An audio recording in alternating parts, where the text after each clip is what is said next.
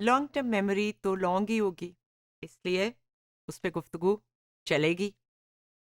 Psychologist जब long term memory की बात करते हैं तो वो जानते हैं कि मेमोरीज कई दफ़ा सारी उम्र रहती हैं। इसलिए जब थेरी हम जो भी बयान करें लॉन्ग टर्म मेमोरी की, ना सिर्फ वो ये एक्सप्लेन करे कि मेमोरीज कैसे एक्वायर होती हैं, बनती कैसे हैं, लॉन्ग टर्म में जाती कैसे हैं, बट हमें ये भी एक्सप्लेन करना पड़ेगा कि ये हमारे लिए एक्सेसिबल कैसे रहती हैं, कैसे याद रहता है, कैसे मौजूद रहती हैं, कहाँ पड़ी होती हैं, कैसे महफूज होती हैं। तो इसकी बहुत सी थेरीज जो हैं वो दोनों बातों को एक्सप्लेन करेंगी कि वापस कैसे आती हैं, पड़ी हों लेकिन आपको याद ना आए तो उस स्टोर में पड़ी हुई चीज़ का फ़ायदा क्या है, तो ये भी हमें बताना पड़ेगा। इसलिए लॉन्ग टर्म की कई थेरीज और प्रोसेसेस जो हैं वो एक्सप्लेन करने की कोशिश की गई है। मेमोरी स्टोर को ट्रेस की तरह भी एक्सप्लेन किया गया पुरानी थेरीज में, कि जैसे वो पुराने ज़माने का रिकॉर्ड प्लेयर के ऊपर एक वो काले रंग का एक बड़ा सा रिकॉर्ड रखते थे और उसके ऊपर एक सुई सी चलती थी, तो वो उस पे जो ग्रूव है उसमें घूमती थी, तो उससे आवाज़ निकलती थी। तो जैसे उस पे स्टोर होता है, हमारी मेमोरी में भी ट्रेस स्टोर होता है, और हम भूलते इसलिए हैं कि वो ट्रेस मिट जाता है। ये पुरानी एक थेरी थी। अब प्रोसेसेस की टर्म्स में बात होती है, तो ट्रेस हो सकता है मिटता हो, जैसे रेत पे से नक्श मिट जाता है, लेकिन प्रोसेसेस के ऊपर आपकी एक्सपेरिमेंटल साइकोलॉजी देखती है। और ये प्रोसेसेस हैं इनकोडिंग। ये इनिशियल एक्विजिशन की तरफ इशारा करता है कि इंफॉर्मेशन किस तरह से हम एक्वायर करते हैं, हासिल करते हैं और उसको लॉन्ग टर्म में स्टोर करते हैं।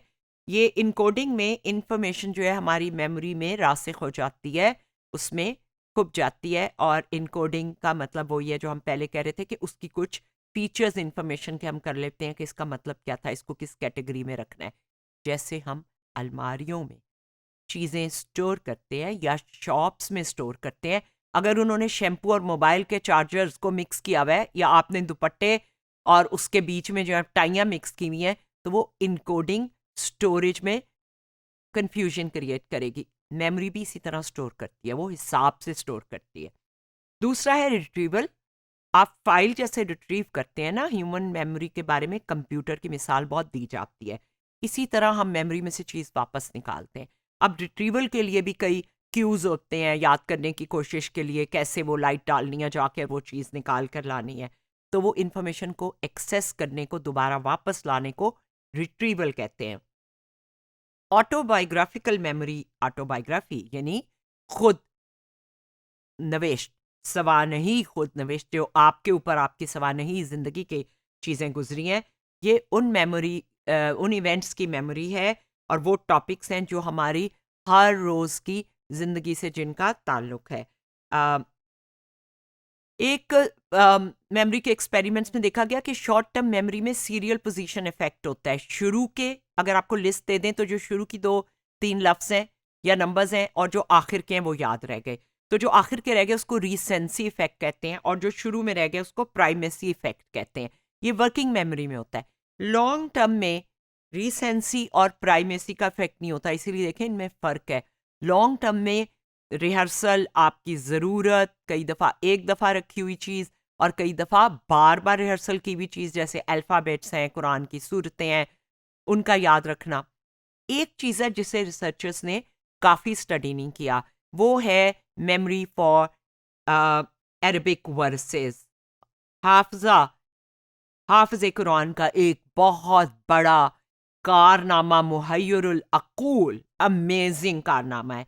उसको मेमोरी एक्सप्लेन करने के लिए रिसर्च होनी चाहिए, और आज आजकल के स्टूडेंट्स से तवक्को है कि वो हाफिज़ों की मेमोरी के ऊपर ये करें कि हम कैसे याद रखते हैं। हम सब सूरतों को याद रखते हैं एक दूसरे की सीरियल पोजीशन के साथ। अगर मैं आपको बीच की आयत पूछ लूँ, आयतल कुर्सी की, तो आप शुरू से शुरू होंगे अल्लाह, और फिर वहां पहुंचेंगे। तो ये वर्किंग मेमोरी में रखने के लिए सीरियल पोजीशन होता है, लेकिन लॉन्ग टर्म मेमोरी में वो एक का लफ्ज का जो एंड है वो आयत के शुरू अगले से जुड़ा हुआ होता है। तो 3 तरह की कोडिंग लॉन्ग टर्म मेमोरी में भी होती है, एकूस्टिक, विजुअल और सिमेंटिक यानी मानी से। सिमेंटिक कोडिंग ज्यादा इस्तेमाल होती है क्योंकि लोग जब किसी टास्क पे एलटीएम के हिसाब से कोई गलती करते हैं तो वो मिस रिमेम्बरिंग हो रही होती है। एक मसलन जैसे वर्ड ट्री है, उसको आपने बुश के तौर पे याद रखा, दरख्त या झाड़ी, ठीक है।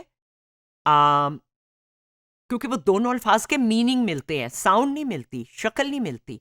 हम अक्सर अपनी जब मेमोरी टास्क करते हैं एलटीएम की, तो मतलब ज़्यादा काम करता है। इसका मतलब है कि सिमेंटिक मेमोरी ज़्यादा करती है।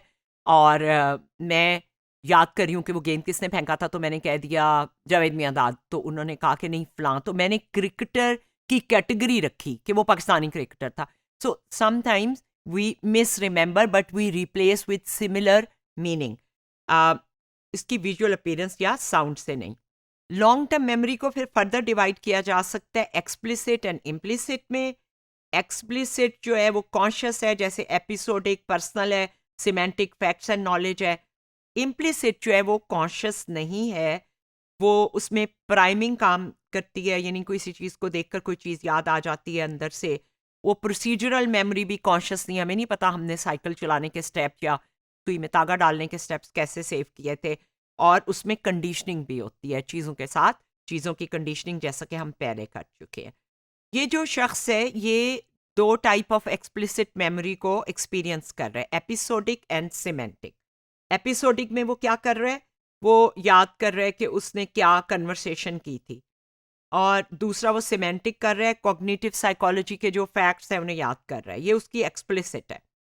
इम्प्लिसिट में वो रीडिंग, जो रिसेंटली कोई वर्ड्स पढ़े थे वो प्राइमिंग हो रही है, उसकी टाइपिंग जो है वो प्रोसीजरल है क्योंकि वो काम करने का एक तरीका है।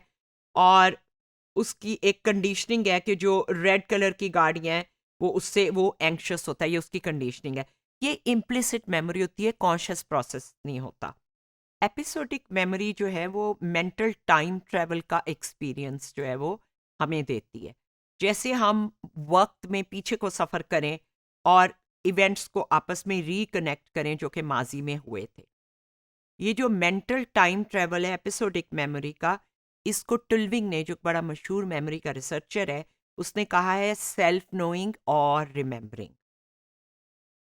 जबकि जो सिमेंटिक मेमोरी है उसमें नॉलेज को एक्सेस करना होता है दुनिया के बारे में, जो ज़रूरी नहीं है कि हमारा ज़ाती किसी तजर्बे का नॉलेज हो, इसीलिए उसको हम एपिसोडिक कहते हैं, एपिसोड्स या वाक़यात के हवाले से। और सिमेंटिक मीनिंग के हवाले से बहुत सी चीज़ों के मीनिंग, तमाम वोकेबलरी, नॉलेज, फैक्ट्स, लैंग्वेजेस, वो नंबर्स, वो सब हमने सिमेंटिक में होती हैं। और वो हमारी कोई ज़ाब्ती टाइम ट्रैवल की ज़रूरत नहीं होती कि मैंने कब याद किया था। बस मुझे याद है कि इस अरबी लफ्ज़ का क्या मतलब है, इस फ्रेंच का क्या मतलब है, इस नोटिस या इस तस्वीर का क्या मतलब है। तो facts, vocabulary, numbers and concepts, ये होते हैं सिमेंटिक कोडिंग। जब हम एक्सपीरियंस करते हैं सिमेंटिक कोडिंग, तो हम ट्रैवल बैक नहीं कर रहे होते, लेकिन हम चीज़ों को एक्सेस कर रहे होते हैं जो हमारे लिए फेमिलियर है और जिनको हम जानते हैं।